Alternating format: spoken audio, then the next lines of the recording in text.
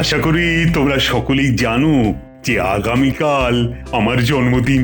আগে জানিবই কি মহারাজ, আর তাই আজকেই আপনাকে জন্মদিনের আগাম শুভেচ্ছা জানিয়ে রাখছি। ওং জন্মদিনং শুভং স্থিতি হয়ং কাজকর্মং সুস্থ হয়ং দূর হয়ং চিন্তাং ওং শান্তি ওং শান্তি ওং শান্তি। আচ্ছা, ওই অং বং চং ছেড়ে সোজা বাংলায় বলুন না রাজপণ্ডিত, তাহলে বুঝতে কিছুটা সুবিধে হয় আর কি। তুমি অতি মূর্খং, তাই কি করেন বুঝিবেন দেবং ভাষং। হ্যাঁ, এবার কাজের কথায় আসি। তোমরা সকলেই জানো যে প্রতি বছর আমার জন্মদিনে আমি তোমাদের কিছু উপহার দিয়ে থাকি। সে তো জানি মহারাজ। তো কাল যেহেতু রাজসভা বন্ধ, তাই আজই আমি তোমাদের সকলকে সেই উপহার দেব। মহারাজের জয় হোক। হোক। তা সকলের আগে সভা কবি এসো।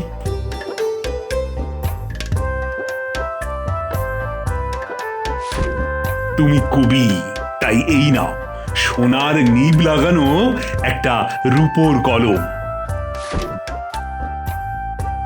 এবার বিজ্ঞানী এগিয়ে এসো, এগিয়ে এসো। এই নাও একটা অনুবীক্ষণ যন্ত্র।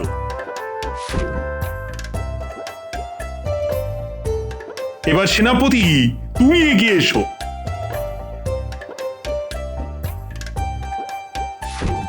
এই নাও সোনার হাতল সমেত রূপোর ছোট্ট একটা তলোয়ার।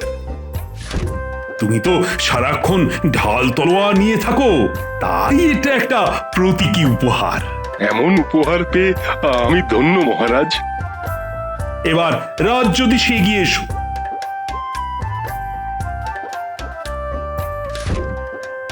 তুমি জ্যোতিষী, তাই এই পঞ্জিকাটা সর্বদা কাছে রাখবে।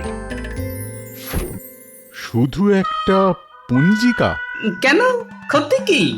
মহারাজ তো প্রত্যেককেই তার কাজের জিনিস উপহার দিচ্ছেন, আর গণনা করতে গেলে পঞ্জিকা লাগবেই, তাই না রাজ্যোতিষী? তুমি থামো তো।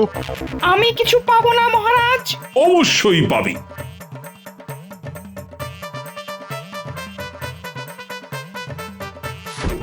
এই নাও তোমার জল পাত্র। তা আমার জলপাত্র? কেন, অসুবিধে কোথায়? সারাক্ষণ অংবংচং করবেন আর তামার জলপাত্রে জল ঢালবেন। মূর্খ। মন্ত্রী নতুন এসেছে, তাই ওকে এখন কিছু দিচ্ছি না। আগে ওর কাজকর্ম দেখি, তারপর না হয় সামনের বছর দেব। কি মন্ত্রী, অসুবিধে নেই তো? অসুবিধে আর কোথায়, এদিক দিয়ে না হয় ওদিক দিয়ে আমি ঠিক পুষিয়ে নেব। না মহারাজ, কোনো অসুবিধে নেই। আসলে আমি মনে করি আপনার অন্তরের ভালোবাসাটাই আমার কাছে শ্রেষ্ঠ উপহার। বাহ বাহ বাহ, বড় ভালো কথা শোনালে। অন্তরের ভালোবাসা। আসলে ওনার নাম তো ভগবান, তাই অন্তরের ভালোবাসা ওর মতো আর কে বুঝবে, তাই না নতুন মন্ত্রী মশাই? তুমি বড্ড পেরেছো গোপাল, সুযোগ পেলে তোমায় দেখে নেব। গোপাল, এবার তুমি এগিয়ে এসো।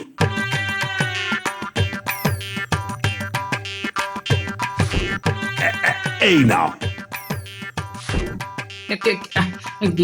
এটা কি মহারাজ? কেন বুঝতে পারছো না? এটা একটা টুপি, যেটা তুমি যখন তখন সকলকে পরিয়ে থাকো।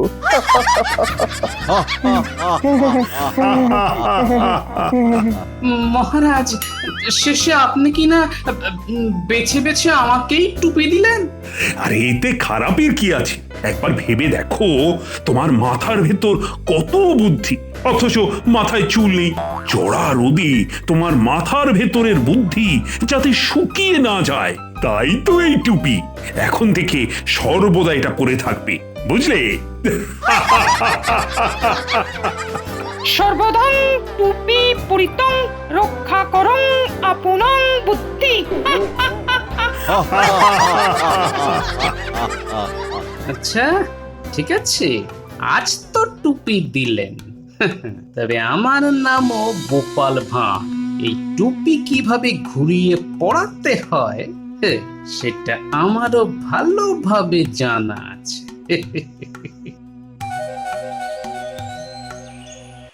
বুঝলে রানী, উপহার হাতে পেয়ে না গোপালের মুখের সে যা অবস্থা হলো, দেখলে না তো? তুমিও তাহলে হেসে ফেলতে। অনেকদিন বাদে বুঝলে, জুৎসই ভাবে গোপালের পেছনে লাগতে পেরে আজ আমি বড় আনন্দ পেয়েছি। গোপালকে জব্দ করে আনন্দ পেয়েছেন, ভালো কথা।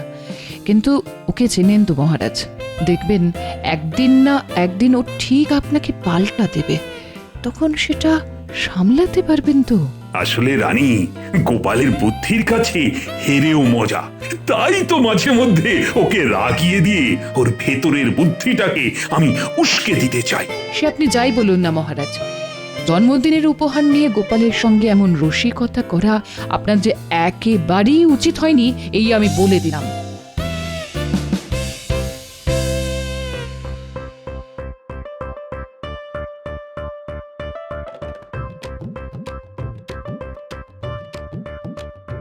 এই দেখো কাণ্ড, বুড়ো বয়সে ভীমরতি দেখো, দিনে দুপুরে মাথায় কিনা টুপি পরে এলো।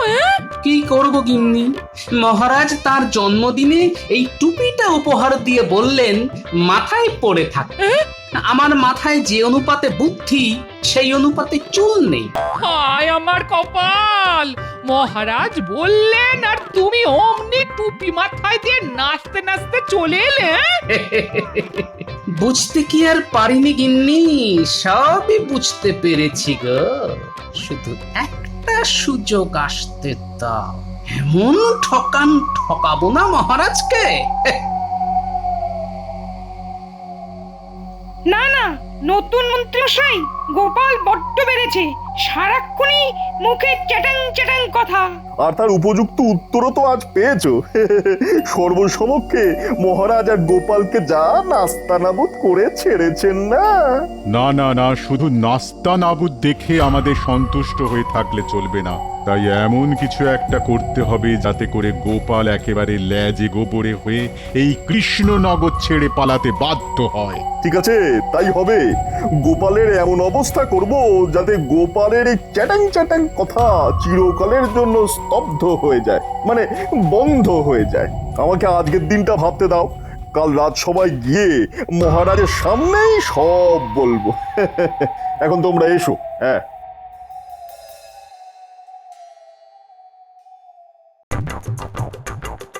বাহ বাহ বাহ গোপাল, টুপিতে কিন্তু তোমায় মানিয়েছে বেশ। সে তো মানাবেই মহারাজ, তবে টুপি মাথায় দিয়ে বেশ একটা বুদ্ধিরও জোর পাচ্ছি মহারাজ। বটে, মনে হচ্ছে আপনার কথাই ঠিক, রোদের তাতে আমার বুদ্ধি আর শুকিয়ে যাচ্ছে না। হেসে নিন, হেসে নিন, যেমন ইচ্ছে হেসে নিন, তবে আপনার মাথায় অদৃশ্য এক টুপি পরিয়ে দেবার সময় আমারও আসবে। মহারাজ, এই রঙ্গরসিকতা ছেড়ে এবার কাজের কথায় আসা যাক। সেদিন আপনি আমার কাজকর্ম দেখবেন বলেছিলেন না, তাই আমি একটা অভিনব কাজের কথা ভেবেছি। অভিনব কাজ? বেশ বেশ, বলো শুনি। মহারাজ, আমি ভেবে দেখলাম যে আমাদের রাজ্যে গৃহপালিত পশু মানে গবাদি পশু কত আছে তার সংখ্যা কিন্তু আমরা কেউ জানি না। ঠিক কথাই বলেছ তুমি। সত্যি তো, আমার রাজ্যে কত গবাদি পশু আছে তার তো কোনো পরিসংখ্যানই নেই। আপনার অনুমতি পেলে সেই কাজটাই শুরু করতে চাই আমি। আচ্ছা মন্ত্রী, একটা কথা, এই পরিসংখ্যান আমাদের কোন কাজে লাগবে বলো তো? হে কি বলছেন মহারাজ, একটা রাজ্য কতটা সমৃদ্ধশালী সেটা তার গবাদি পশুর সংখ্যা দিয়েই তো বোঝা যায়। স্মরণ করে দেখুন, পুরাকালে কিন্তু এই গবাদি পশুর সংখ্যা বিচার করেই একটা দেশের আর্থিক আর সামাজিক অবস্থার কথা বোঝা যেত। হ্যাঁ, তাহলে মন্ত্রী, গবাদি পশুর সংখ্যা জানার জন্য কি করতে চাও তুমি? আদমশুমারি মহারাজ। হ্যাঁ, গবাদি পশুর আদমশুমারি? হ্যাঁ মহারাজ, ঘরে ঘরে গিয়ে লোকগণনা করে মানুষের যেমন আদমশুমারি হয়, তেমনি ঘরে ঘরে গিয়ে আমাদের গবাদি পশুর আদমশুমারি করতে হবে। হ্যাঁ, আর একবার এটা করে ফেলতে পারলেই জানা যাবে এই কৃষ্ণনগরে গবাদি পশুর সংখ্যা কত। বাবা বাবা বাবা, তাহলে তো খুব ভালো হবে। তা কে করবে এই কাজ? অনুমতি পেলে রাজপণ্ডিত আর রাজজ্যোতিষীকে নিয়ে আমি নিজেই শুরু করে দিতে পারি। তাহলে তাই দাও। কিন্তু মহারাজ, এই কাজের জন্য কিছু তো খরচ হবে। খরচ? খরচের জন্য ভয় পাই না। তা বলো বলো তো, কত খরচ হতে পারে? আগে মহারাজ, ওই বাইরের লোককে দিয়ে করাতে গেলে অনেক বেশি খরচ হতো, কিন্তু যেহেতু আমরাই করব তাই খরচ অনেক কম হবে। তাও বলো, মানে কত পড়বে? আগে 1000 স্বর্ণ মুদ্রা দিলেই হয়ে যাবে। ঠিক আছে ঠিক আছে, পেয়ে যাবে। খাজাঞ্চির কাছ থেকে নিয়ে নাও। ধন্যবাদ ধন্যবাদ মহারাজ। এই নাও তোমাদের পাওনা। কত আছে এতে? ওই তো 1000-এর অর্ধেক 500 আমি রেখেছি, আর বাকি 500 দুজনের মধ্যে সমান ভাগে ভাগ করে দিলাম। আচ্ছা, আপনার বুদ্ধির দৌলতে আমাদের তো কিছু প্রাপ্তিযোগ ঘটলো, কিন্তু গোপালের ব্যবস্থার কথা কিছু কি ভেবেছেন? ভেবেছি বই কি, জব্বর এক উপায় ভেবেছি। বাবা বাবা বাবা, সে তো খুব ভালো কথা।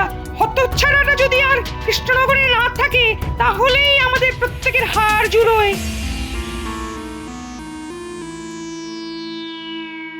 কি ব্যাপার, ভগবান, রাজপণ্ডিত আর রাজজ্যোতিষী এখনো সভায় এসে পৌঁছয়নি কেন? মনে হয় উহারা করিয়াছে শুরু, একটি একটি করে গুনিতেছে গরু।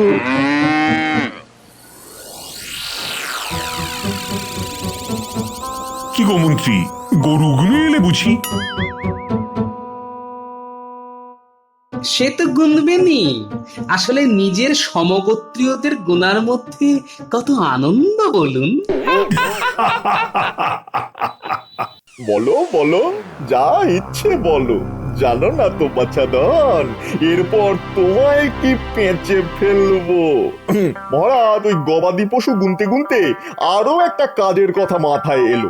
বাবা, আবার কাজের কথা? আগে মহারাজ, ভেবে দেখলাম গবাদি পশুর সাথে সাথে আমাদের কাকের আদমশুমারি করলে কেমন হয়। হ্যাঁ, কাকের আদমশুমারি? হ্যাঁ মহারাজ, গুনে দেখতে হবে যে এ রাজ্যে কাকের সংখ্যা কত। আচ্ছা, এই কাকের আদমশুমারি করে কি আবার লাভ হবে বলো তো? আগে কোন রাজ্যের কাকের সংখ্যা দিয়েই সেই রাজ্যের মানুষের মন ও ধনের অবস্থার কথা বোঝা যায়। কিরকম কিরকম? ধরুন, একটা রাজ্যে কাকের সংখ্যা অনেক, তাহলে এর থেকে কি বোঝা যায়? কি বোঝা যায়? বোঝা যায় যে সে রাজ্যের কাকেরা পেট ভরে খেতে পায়, মানে রাজ্যের মানুষ তাদের খেতে দেয়। ঠিক ঠিক, একেবারে ঠিক। আর মানুষ খেতে দেয় কখন? যখন তাদের হেঁসেলে খাবারের কোনো অভাব থাকে না। একেবারে ঠিক। তাই কৃষ্ণনগরের কাকের সংখ্যা গণনা করে বোঝা যেতে পারে যে এ রাজ্যের সাধারণ মানুষের হেঁসেলের হাল হকিকত কি। বাহ বাহ বাহ, বড় ভালো চিন্তা ভাবনা। তাহলে আর দেরি না করে কাল থেকেই কাজ শুরু করে দাও। করে তো দেওয়াই যেতে পারে, কিন্তু সমস্যা হচ্ছে এই কাজটা করবে কে? তাই তো, কে করবে কে করবে? আমরাই করে ফেলতে পারতাম, কিন্তু ওই যে গবাদি পশু নিয়ে আমরা ব্যস্ত। তাহলে আমার মনে হয় এই কাজটা গোপালকে দিয়ে ভালোই হবে। আসলে সে অবধি দেখছি যে গোপালের কোনো কাজই নেই, তাই গোপালেরও একটা কাজ হবে, আর আমাদের কাক গণনার কাজটা হয়ে যাবে। হ্যাঁ গোপাল, তাহলে কাল থেকে তুমি কাক গণনার কাজে লেগে পড়ো। এ গোপাল, রাজি তো? এর মধ্যে আমার একটা শর্ত আছে। গোপাল যদি ঠিকঠাক কাক গুনে ফেলতে পারে তাহলে ওকে 500 স্বর্ণ মুদ্রা পুরস্কার দেওয়া হবে, আর যদি না গুনতে পারে তাহলে কাকেশ্বর কুচকুচে উপাধি দিয়ে এই রাজ্য থেকে বিতাড়িত করা হবে। বুঝতে পেরেছি, কৌশল করে আমাকে জব্দ করার চেষ্টা। ঠিক আছে, আমিও দেখবো কে কাকে জব্দ করে। আমি রাজি মহারাজ। তবে আমারও দুটো শর্ত আছে। যেমন?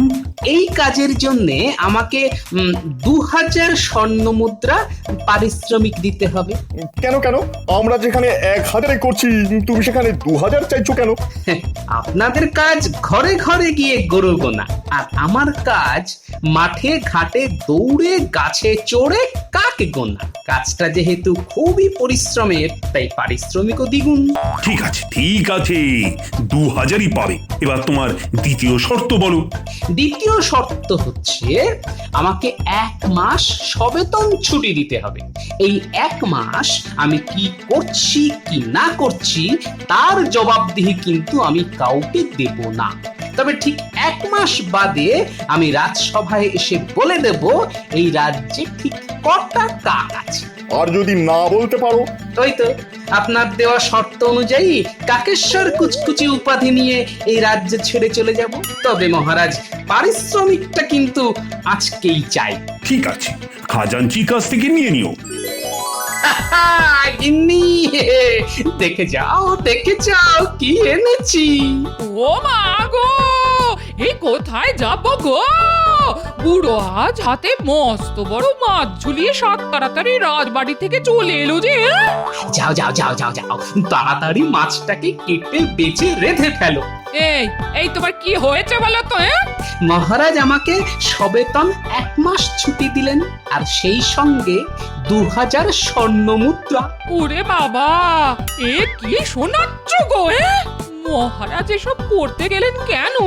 মহারাজ বললেন, গোপাল, সারা জীবন অনেক মাথার পরিশ্রম করেছো, তাই এবার মাথা থেকে টুপি খুলে কটা দিন ভালো করে খাও দাও আর আরাম করো। ও তাই? শুনলেই কেমন যেন গায়ে কাঁটা দিচ্ছে গো। এই দাও দাও দাও দাও, মাছটা দাও, এক্ষুনি কেটে রেঁধে ফেলি। দাও দাও দাও দাও দাও দাও দাও।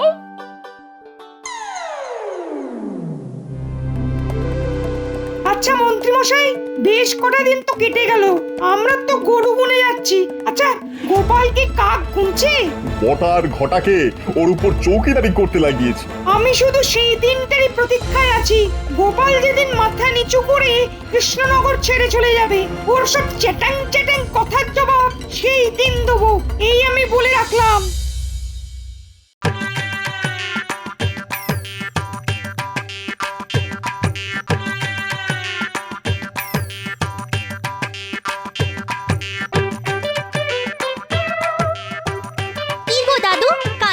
ঝুড়ি নিয়ে কোথায় যাচ্ছ? এতদিন রাজসভায় বুদ্ধি বেচে ভাতের জোগাড় করে এসেছি, আজ ডিম বেচে পেটের ব্যবস্থা করব। তাহলে আজ থেকে তুমি ডিমওয়ালা বলতে পারিস। মহারাজ তোমার থেকে সব ডিম কিনে নেবেন বুঝি? দেখি।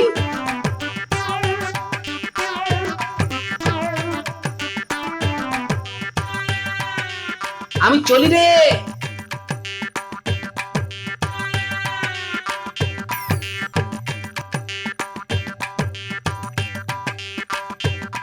মহারাজ, আজই তো গোপালের 1 মাস পূর্ণ হচ্ছে, তা গোপাল আজ আসবে তো? আসবে কি বলছেন মন্ত্রী মশাই? গোপাল এসে গেছে। তা গোপাল, এবার সকলের সামনে বলো তো, আমাদের কৃষ্ণনগরে ঠিক কটা কাক আছে? সেখানেই তো কিঞ্চিত সমস্যা হয়েছে মহারাজ। হ্যাঁ, কিসের সমস্যা? কাক তো গুনে ফেলেছি, কিন্তু সমস্যা হচ্ছে ডিম নেই। আমি গাছে গাছে উঠে সব কাকের বাসা থেকে এই ডিমগুলো নিয়ে এসেছি। এতে আর সমস্যা কি? কাকের সংখ্যার সঙ্গে ডিমের সংখ্যা যোগ করে ফেলো, ব্যাস, তাহলেই পেয়ে যাবে প্রকৃত সংখ্যা। আপনার মুন্ডু আর আমার মাথা। মানে কি রে বাবা, এত জানেন আর এটা জানেন না যে কাকের বাসায় কোকিল এসে ডিম পেড়ে যায়? হ্যাঁ নয় হ্যাঁ, এই নিন ডিমের ছুরি, আর এর থেকে বেছে বলে দিন কোনগুলো কাকের আর কোনগুলো কোকিলের। ব্যাস, তাহলে আমিও বলে দিতে পারি এই রাজ্যের আসল কাকের সংখ্যা। গোপাল একটা মোক্ষম চাল চেলেছে দেখছি। কি হে মন্ত্রী, এবার ডিম দেখে বলে দাও কোনটা কাকের আর কোনটা কোকিলের। মানে এটা কি করে সম্ভব? ডিম দেখে কি বলা যায় নাকি? হুম, এসব বললে তো হবে না। আপনি মন্ত্রী, মাথা ভর্তি কত বুদ্ধি আপনার। ঠিক আছে, আপনি না পারলে রাজপণ্ডিত আর রাজজ্যোতিষী বলে দিক। অসম্ভব। না না, আমি পারবো না। তাহলে চুক্তি শেষ। ডিমের ঝুড়ি নিয়ে আমি বাড়ি চললাম। কাল থেকে আবার নিয়মিত রাজসভা আলো করতে আসবো, তাই তো মহারাজ? হ্যাঁ হ্যাঁ বাবা, আসবে বই কি। ভাই ডিমওয়ালা, তোমার কাছ থেকে 150 ডিম নিয়েছিলাম, 25টা রেখে বাকিগুলো ফেরত দিচ্ছি।